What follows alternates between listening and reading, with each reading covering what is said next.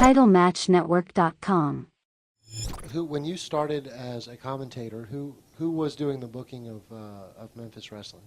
Memphis Wrestling was, to the best of my knowledge, it was, I was going to say Roy Welch, but that doesn't sound right.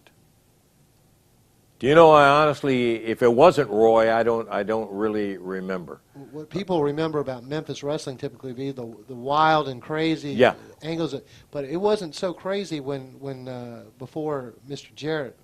That's right. Jerry, he infused that wrestling with it. I mean, he really brought in some great ideas, and he just kind of let a lot of personality things develop within the wrestling, and that's what made it go wild, and wasn't afraid to try anything. Now, we had very much stricter regulations in terms of what could be aired, in terms of language. Joey Styles, goodness gracious, I'm telling you, that conversation, Joey tells it like it is. I mean, but not the way it would have been told back when I was doing it with all the regulations that we had. I love working with Joey, and told him that I'd be looking forward the next time that I get a chance to work with him. But it was totally different then. Jerry came into it, and he really had life and vision and all of that in a lot of the programs that he did. I'm talking about the Jarrett family. I'm sorry? The Jarrett family. Yeah. I made this comment to somebody today. I believe we were talking about Tina and Jerry and Jeff and all. I made the comment that the one thing that and still I consider him a friend of mine is Jeff Jarrett, because Jeff grew up with Jerry in the business, and I don't know of any promoter's son. There are some, and I'm slighting them, but I don't know right offhand of any promoter's son that worked as hard as Jeff Jarrett did. He was not gifted with being a great big guy. His dad, Jerry, is not a great big guy. Jeff was not a great big guy, but boy, nobody worked as hard in the gym as Jeff did. And he worked hard in the ring. I mean, worked hard in the ring, and still does to this very day.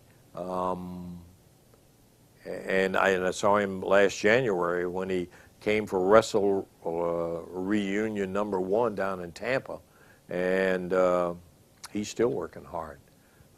Jerry, one of the most innovative guys. We had our differences, and but I got to tell you, he's one of the most innovative guys in wrestling that I've seen in a long time. A lot of people say, "Oh, yeah, that's trash." Hey, that wasn't trash. That wasn't any. What that was is he kept one thing in mind. What do the people like? What is it they like to see?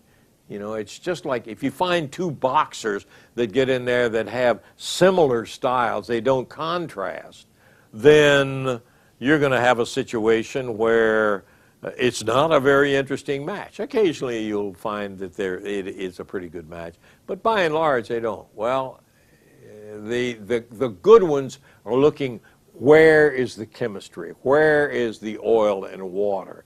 And I mean, where are two powerful things that are opposite? And Jerry just had a feeling about that, and he's very, very good. You mentioned how Jeff Jarrett worked so hard to earn, where he is today. Yes. Did you see that he had the curse of being the promoter's son initially? Did some of the other wrestlers say, "Oh"? Well, sure. You bet. There were other wrestlers who didn't have as much understanding of what the situation, did not work as hard to get where they got. They got where they were because they were the promoter's son. Let's face it. And I got to tell you that Jeff Jarrett, I think, would have he might not have gotten the initial attention that he got, but he would have made it. I don't care what promotion he was in. He was just that kind of a hard worker, just a very hard worker, and so I take my hat off to him for that. He was a good one. Do you remember when Memphis started using music in the wrestling? Because they were, I think they were ahead of their time in that respect. Very first one I ever saw was a thing that that Lawler did. I should remember the song even, but I can't. It wasn't Bad News, or was it? That Jerry Lawler did, and that's when he lived up in Nashville and had him running down his yard and jumping into a boat, somebody else's boat, I'm sure, and speeding off across the lake and all that kind of stuff. And that kind of was, and people got such a kick out of seeing all of this that it just became a natural. And Jerry Jarrett was another, and Jerry Lawler were forerunners in putting music into it. And then they started with the introduction, the entrance music, and used that a lot, I think, before it became nationally a very popular thing to do. Why do you think Memphis was able to create so many successful guys, characters, and people who developed into skillful, at doing promos, and they're remembered for all these wild angles more so than the wrestling itself? Well, I think a lot of it was Jerry Jarrett's leadership. I think that he told them what he expected out of it, and I think that was a lot of the things. They worked with a guy in Jerry Lawler who was a master, and again, they had not only a good example to follow, but they had somebody who expected. When Lawler became an owner in the territory, and he expected him to do that kind of thing. The other part of it is that I think that they made them pay the dues. Now, I know a lot of guys have paid the dues, and they never got off of square one when it came to having charisma and personality and be able to do the promos. But they worked on it. And I think Dave Brown and I would hope we had something to do with it in talking and working with the guys and in kind of adding some direction.